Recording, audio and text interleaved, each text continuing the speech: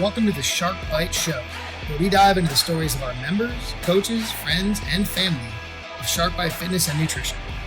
All right, let's roll. So, Josh, why are the workouts we do so short? This one I had a couple people ask. Why are because today we did a 15-minute workout, right? Mm-hmm. Why are the workouts we do so short in comparison to like if you go to a normal style gym and you're there for 2.5 hours? I used to spend 2 hours in a gym, sitting there. It's like, it's very specific here. Like you come in with a very specific intent. We have proper progressions that build and prep your neurologic and musculoskeletal system for whatever that work is for the day.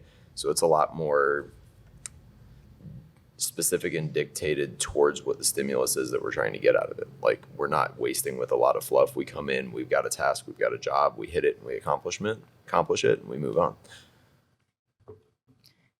Yeah. I would say like focus, it's an intensity focus and it's more general health focused in terms of strength, endurance, mobility, like hitting the umbrella part of it, as opposed to when you go into a regular, like a commercial type gym. A lot of people are there, they're following the influencers on Instagram. They're trying to be like bodybuilders, bikini models, stuff like that. So like if you're looking to go in and specifically only grow your rear delt, like here's probably not the place. But and you're gonna sit there for 10 minutes in between sets on the bench on your phone because you have to rest and probably piss somebody off. And if you're not resting, you're waiting for something else that somebody else is using. So like that's why it takes so long, and it takes away that intensity factor, as opposed to like you can come in here, get bigger, faster, stronger in an hour, and then get on with your day. Yeah, that was one of the main draws to me, I think, was because when I first started getting into working out, I was going to a YMCA because that's all there was in upstate New York, the worst place on earth. And yeah, I'd be there for like 2.5 hours. I'm like, what am I doing? Just like walking around with your water bottle. Totally. Yeah. Like, then I had somebody. Yeah. Well, right. Not speaking to anybody. Hat down, headphones in. Then somebody got me to do this CrossFit workout called Cindy. You guys know that? It's like 5, 10, 15 pull-ups. My nightmare. Pull-ups, push-up, squats for 20 minutes. Bodyweight specialist. Yeah, and I remember doing that and being like, when I was done, being like, hold on, this is your workout? Like, this is what you did for the day? Yeah. Because, I mean, I was dead. Like, but he was done. Like, he was like, yeah, I'm done. I'm gonna go do things for the day now. And I was like, whoa, hold on. Like, I can get my butt kicked this hard. And this guy was in really good shape. I was like, I can get this fit in like 20 minutes. Right. Yes. Sign me up for that. Because I don't want to spend 3.5 hours at the gym. I don't want to walk around here and like be uncomfortable for like my little heavy set and then be like, Well, I know for me, a big part of it was that I would walk around the gym and be like, what do I do? What do I do? Right. Yeah, like you have to figure it out. So much of that time was wasted. Me being like, I guess I'm doing 30 minutes on the treadmill. Yeah. Why was I doing 30 minutes on the treadmill? I don't know. Because I saw other people doing it. Yeah. Like, yeah. That's how you warm up. What? Yeah. Yeah, that's so. I mean, having short workouts. I mean, our classes are an hour, right? But there's multiple things that happen inside of that. Mm-hmm. But man, not being there for 2.5 hours is a major game changer. So we why do we choose like functional fitness style of working out? Right? Like, so I mean, some people call it CrossFit. We're not technically CrossFit anymore. Why do people choose like functional fitness style over like other forms of working out? Like, why did you guys choose that? And then why do we as a gym have that? Val, you probably got the most eclectically diverse, like organized lifting background. You can probably take how you ended up here with that. Yeah. So I thought getting out of gymnastics that like all I wanted to do was lift heavy things. And then I got into powerlifting and weightlifting and kind of quickly realized that wasn't the case. And I was sitting around for 15 minutes in between sets. Either that or I was finishing my lift in 25 minutes and I was either bored or getting yelled at. So I just started doing extra stuff and I started playing around with some things that I missed from gymnastics, like handstands, and I saw people on like Instagram and stuff doing handstand push-ups and toes to bar and things like that. And I was like, I can do those things. I was like, I want to do those things. And so I got into like practicing those. And then I did one of my last powerlifting meets and I was like, I think I'm done with this. And so after that, whenever we would start going into lifts, I would just start doing like Metcons and things like that and getting that like intense workout in like 15 minutes and being like, on the floor, and then I get up and be like, all right, that was good.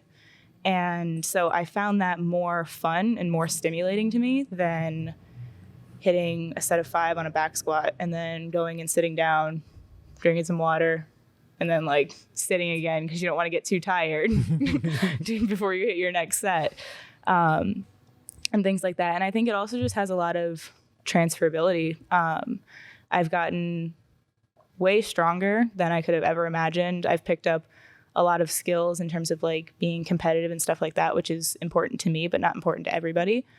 And whenever I go on trips where I'm doing a lot of hiking, it's really cool. Or I go somewhere and I'm swimming and I'm like, oh, I'm like better at swimming than I ever used to be. And I can like keep up doing things that I want to do without even like thinking about it. Like one time I signed up for like a Spartan race and somebody asked me, they were like, how are you training for it? And I was like, I'm just going to show up and do it. And they were like, well, what? That was like, they couldn't wrap their head around that. And I was like, I train every day. I was like, I'll show up and do a 5K run with some obstacles. Like, that's not a big deal.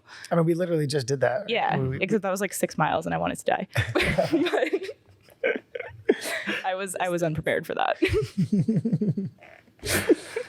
What about you, Josh? Why this kind of training? So my foundation to start, just similar to yours, was the military, and Running push-ups and sit-ups. running push-ups and sit-ups a lot of times in like Peak heavy fitness. gear with weapons on your back.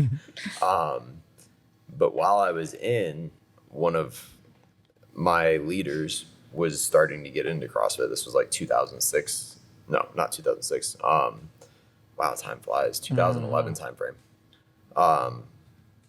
And he was starting to get into the concepts of CrossFit at the time, and he was starting to implement those style workouts. And we're like, oh, wow, there's a lot of transferability of this into like the job that I'm doing. Then when I got out, I started going to more of your commercial traditional style gyms, and I got bored. Like I was sitting around, nobody wanted to talk. It was just a very negative vibe and atmosphere. Which breaks Josh's heart. He loves to talk. 40% too much. That's true. And then I started looking at programming. Like Dark Horse is a program that I found that I got into back in the day, and it was like more of this functional fitness style training. And then I found CrossFit Cape Coral back when they opened back in 2014, right? Yeah, 2014. And my life was very inconsistent at that time, and I was never a consistent member for many years. And so I would go back and forth between your traditional style gym and the functional fitness. And I just found more fulfillment, happiness, benefit, and long-term outcome with this style of training than I did anything else. Yeah, I like it because it, I found CrossFit, like original, like hashtag CrossFit many, many years ago. Right. And did that for many years. But I think we also realized like, I personally don't think CrossFit itself is bad, but there was some things about it that I don't think really fit the general populace, right? And like I'm now the general populace. You're so old. Ouch. Oh, I hate Val. We might play on a team, right? But like I shouldn't be on that team. Like That's not true. I'm a normal human who's just kind of good at working out, and like I don't want to do the things that like general CrossFit says to do, right? Like I don't want 90-minute AMRAPs where I feel like I'm dying every day, right? And that's cool if you do. There's no shade being thrown. But like the vast majority of people don't want that. Even if they say they want that, they don't realize they don't want that, you know? Yeah. They want to get fit and like have fun and feel good, you know? So like functional fitness, instead of like your stereotypical CrossFit, I think achieves a better version of that. You know? Feel good is a huge one too, because like a lot of people want to do those long workouts because they think that's what's going to make them fit, but they don't have the lifestyle that allows them to recover from 90-minute workouts. So then they feel like garbage and they're like, this isn't working. And you're like, what you're doing isn't working. Fitness is broken. Yeah. Oh, I mean, a great example. We have a buddy named John, right? He goes to a different gym. He does multiple workouts a day, right? Like he does exactly the opposite of what I'm saying. But he's trying to be like a professional athlete. He's made his life match around that. Our friend Hannah, who's on the Sharks with us, like she's doing multiple sessions a day, right? But like her life is revolving around that, and I don't mean that negatively. That's what that's their focus. They're checking the boxes when they eat. They're tracking their sleep. They're doing all the things. If if they were doing the things we're doing, I'm looking at me and Josh over here, not you. You don't count, but if they're just like if they're living life outside of the gym, or they're taking care of their kid, or they're doing a 10-hour work day where they're sitting at a desk, or they have the normal stresses that come from life, and that's not a priority focus, 90-minute AMRAPs don't make you better. They make you much, much worse. They make you so much worse. Yeah, they demolish you, like your endocrine system, your mental, everything. Mm-hmm. Everything hurts so bad when you do that consistently. What are like, so Olympic lifts, right? We do Olympic lifts. We do like cleans, jerks, snatches, right? We don't do them every day. Yeah. We definitely do them more than like a person who goes to a normal style gym, right? Why do we focus on those? You want? I'll take it. Okay, go for it. I feel that those are beneficially interjected into our style of workout because you get to take all of the building blocks and then put them into something that is an accumulation of all of the foundational components. Like we talk about functional fitness, and most of the activities have direct correlations into how we go into life. Like you reach up into a cabinet, you got to be able to reach up and push something up into a cabinet or something like that. Maybe a snatch doesn't have that functional component, but it has all of the foundational key components added into one final outcome. So it's kind of like a ultimate test of the pieces put together. Yeah, I agree with that. They're super compound movements that let us hit a bunch of different body parts, muscle groups, whatever you want to call them, at once. And they transfer over. If you're moving and you have to get a box from the ground up into a moving truck, you're picking that box up from the ground and like cleaning it up to your shoulders and like putting it in the truck. Or you're picking up a couch and you're deadlifting it, rotating it, all these different things. So they allow us to just do life better. And they practice coordination, they practice strength, they practice mobility. They're like all of these different things depending on how we work them. But it's not just, we do this because we want to max it out and it just looks cool. Like, to be clear, we don't do them every day, right? But I know that that's what people see on the internet sometimes. So they think like, oh, you must just do snatches every day or something, or cleans. Yeah. I think there's like really important benefits, like the difference between type 1 and type 2 muscle fibers, right? And how you're not generally getting like type 2 development when you're doing cardio all the time or very, very light weights. So like explosive movement is really important for that. I also think it's just really important to remember that it's fun. Yeah. Like it's fun to practice Olympic lifting. And it just feels so good when you hit something just right. Yeah. It's fun to practice it because it's hard. And like, even when you've been doing it forever, it's still hard and you're still like fine tweaking things and figuring things out. And I like the point you said that like it's explosive, because especially as people get older, they stop being explosive and they stop jumping and they stop using those muscles, which are so important to keep using, especially for like women. So it's like people have a lot of flack with like geriatric or older populations kind of doing these things, and we've got individuals in here. So if we take someone like Miss Davis, for instance, and we put her up next to somebody else who is her age that is not living a functional, active lifestyle, people kind of throw flack towards those Olympic lifts because they say, well, there's no real benefit to it. Well, Miss Davis can snatch. She kicks ass. She kicks ass. Like literally. But she can snatch, but maybe that doesn't have any direct function, but because she has the ability to control that movement into that position, she is going to be much healthier than Betty Sue over there. Yeah, I mean, she's explosive, right? She does explosive things, and she can get off the ground. Yeah, right, exactly. Even if and let's say she's not doing squat snatches with a barbell, right? Yeah. She has the ability to do explosive things. And Val, you coach our Legends class, right? You can attest, like, people stop having those things. Yeah. And it's not because they don't have the ability to, it's because they stopped it 30 years ago. Right. And it can come back. Just because you lost it, it can come back. You just got to work on it. But yeah, it's crazy how like unimportant people think it is. And they're like, yeah, I don't jump anymore. I'm like, do things hurt when you like stand up and down? And they're like, yeah. And I'm like, all right. that makes sense. Maybe we should be doing some jumping. Okay, how do you guys personally recover from tough workouts? This episode is brought to you by Punch Gunk. Punch Gunk is a pain relief and anti-inflammatory rub. You put it on your muscles, your joints. You're gonna feel a whole lot better if you use it. I know that a couple weeks ago, my back was killing me from a deadlift workout. Couldn't bend over without strong discomfort. One of the players convinced me to use some, rubbed it on my back. About 15 minutes later, I was doing muscle ups and snatches with no pain at all. I absolutely could not believe it, but it's true. They're a supporter of the podcast now. If you want to try it out, go to punchgunk.com. Use code SHARKS10. You'll get a discount. This stuff is amazing. It's all over my gym now. The Southwest Florida Sharks and the Florida Grid League use it. Big supporter of it now. Check it out at punchgunk.com. Use code SHARKS10 for a discount. So I'm not going first on this one. Josh is the recovery guy. So Yeah.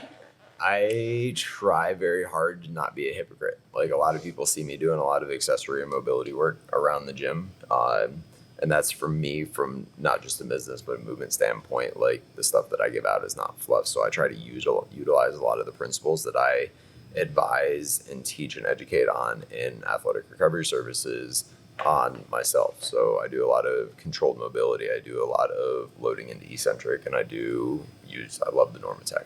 Love getting that blood flow. Yeah, the recovery boots. Yeah, Yep. I love helping with recovery boots. So I utilize those principles to help after a workout. Like, as soon as I'm done, I'm going to foam roll. I'm going to do my mobility. I'm going to do my stretching. I'm going to do whatever it is that I've got to do to hit those areas that I just worked at a very high intensity.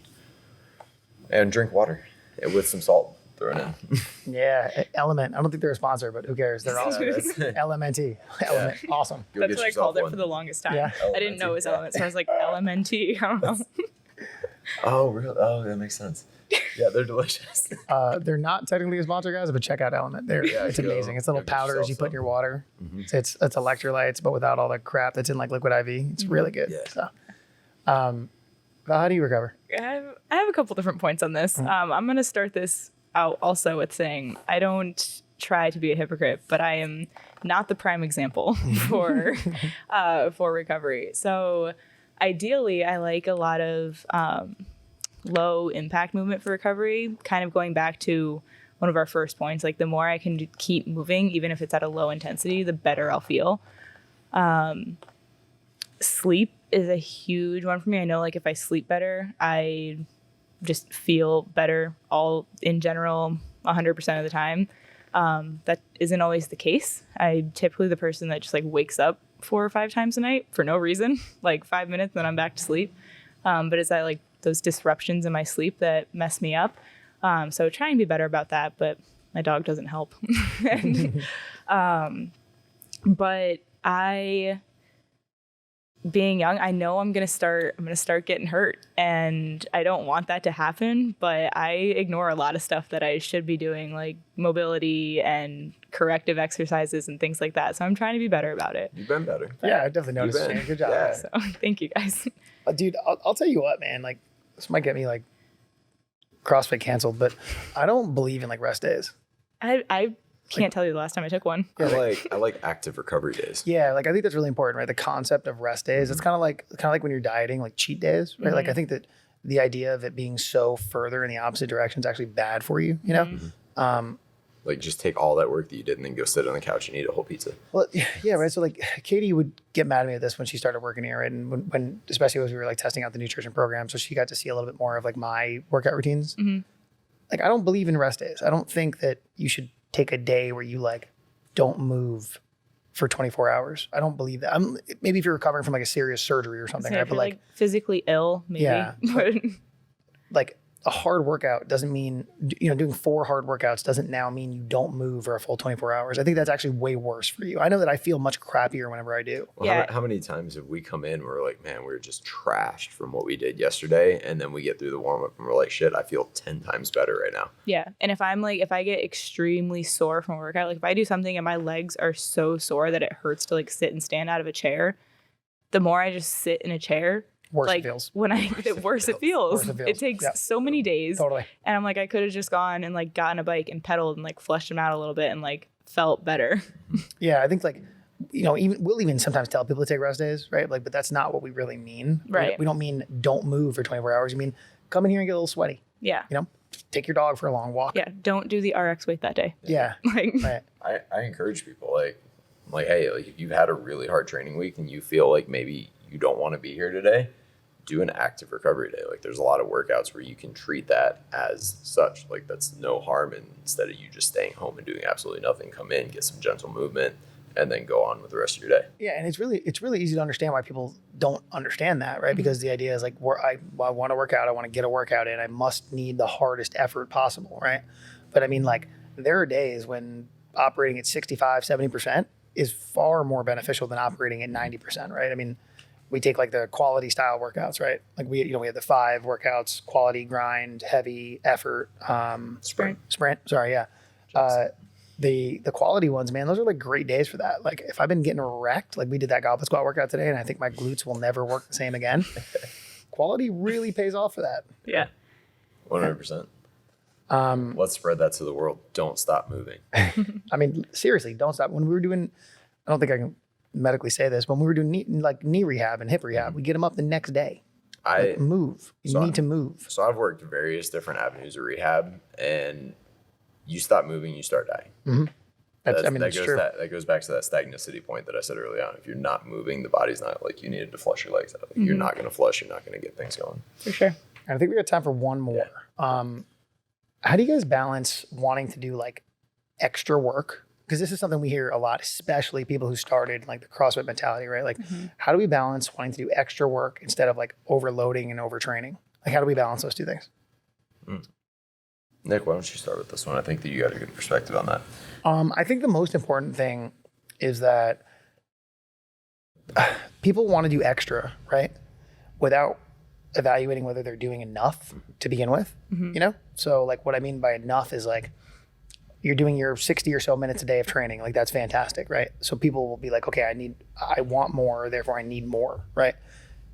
But it's not about the 60 minutes of training, right? It's 168 hours in a week. If we work out 4 times a week or 5 times a week, you know, how many hours outside of that, like what are you doing, you know?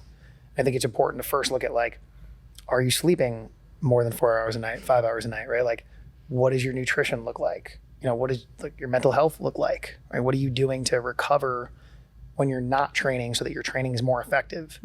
Are you approaching every one of your workouts with the appropriate intensity? Like I felt I was a victim of that for a long time. I would do my workouts, but I would scale them in such a way, or maybe over the opposite of scale them, like modify them to make them harder, but then I would miss out on the intensity of the workout. And then I would not feel like I was getting better. So I'd be like, I need to do more so I can get better. I was also sleeping 4 hours a night, you know, and like eating like crap all the time, you know? So first I would say like the way you balance it is by evaluating those things first, you know? Like, are you doing these things other than just more working out that might make you better? But then after that, I would say like, you could do more. Tons of people could do more, like fitness wise, if it was appropriate, you know? Like what do you guys think of as appropriate? Like say I want to get stronger, right? Like should I be doing 10 Metcons a week? No. No, there's guidelines and like certain things you have to do and take into consideration, and like a whole bunch of different factors to consider when you're looking to put in extra work. And sometimes like you don't have all those answers, but that's where like coaches and professionals and people come in, because they're the people that have done the work. They've looked into it. They know how to get you like where you need to be. And making those decisions for yourself is super hard. I know, because I've done it and I still struggle with it. And I'm like, I come in and I'm like, I just did such a hard workout and I feel like I should do something else later. And I'm like, but I can't. Like I just push myself so hard. And and like maybe that thing I do later is just like skill work. That's not like, I'm not getting my heart rate to 180. I'm not going 90% on my lift. I'm just like sitting on a box in front of a rope and like practicing my class with my feet and like getting that down and to like get better at your rope climbs, right? Like skill specific work. Yeah, and like things that are important to me to get better at. But if I was just like outside looking in, I'd be like, all right, I need to come in and I need to do 20 rope climbs. That would ruin me. And so like those are important things to take into consideration. It's just like sometimes you don't know what's best for you, but there's always a way to do it. What do you got on that, Josh? I'm very big on, especially over the past year and a half, listening to my body. key points, like if you're starting to work on wanting to do more, but then getting into overtraining, like the 3 top tier things that people don't like to acknowledge: sleep, nutrition, and like mindset, right? Like mental. Mindset, yeah. So it's like, 1, make sure that those boxes are being checked. But 2, with me listening to my body, like, hey, like if I come in and I just feel trashed, and like, that difference between just being sore and kind of not wanting to get into it to the day, and where you're like, hey, this is just not like a good feeling. I try to balance what my intensity is going to be based off of that. And then I try to, like, as Val was saying, like, I don't want to get banned for saying corrective exercise, because one exercise isn't going to correct anything, but it's that skill, that accessory work that's going to help set that foundation. So I try to find what, for me, depending on what day of the week it is or what week it is, that balance that works for me. Yeah, I mean, like, I think that's the most important part, right? What you said, just finding somebody who can help you with that, right? Like, we're launching a new program. It's called IDP, the Independent Programming, right? And it's exactly for that. That was a great fist bump you guys just did there. That was great. We've been putting the whole thing together. This was the awkward part of the podcast. Josh and Val just missed a fist bump. So Val didn't even participate. That was. Well, we have that. I've been working really hard on this too. I was really proud of that. I thought you were going to be like, yeah, this program is going to be so awesome. It is going to be awesome, guys. We're putting a ton of work in. So if you're looking to do like extra work and you don't know what that is, and you want to get better, like skills or your cardio or your strength or whatever, hit up Josh and Val. They'll be launching that independent program soon. Oh my God, they missed the fist bump again. We didn't. Stop fist bumping. Guys, we got to end this podcast. You guys are killing me. I think they're falling asleep. But yeah, hit up that. Guys, this has been super fun. Yeah. I think we got to do this again. Yeah. Because we didn't even get to half the questions we had. So cool. Thank you very much, Pal, Josh. Appreciate you guys. Appreciate it. If anyone needs to find us, just check us out on social media, or come join the gym, whatever. Yeah. Both those things. Yeah. Thanks, everybody. Bye. All right. Thanks for hanging out with us today on the Shark Bite Show. If you'd like to get a hold of us, you can find us on Facebook or Instagram at Shark Bite Fitness and Nutrition, or on our website at sharkbitefitness.com. If you'd like to find out more about our guests, their information will be in the show notes. If you'd like to talk to us about getting more fit, feel free to schedule a free no sweat intro at one of our locations in Cape Coral, Fort Myers, or Naples, Florida.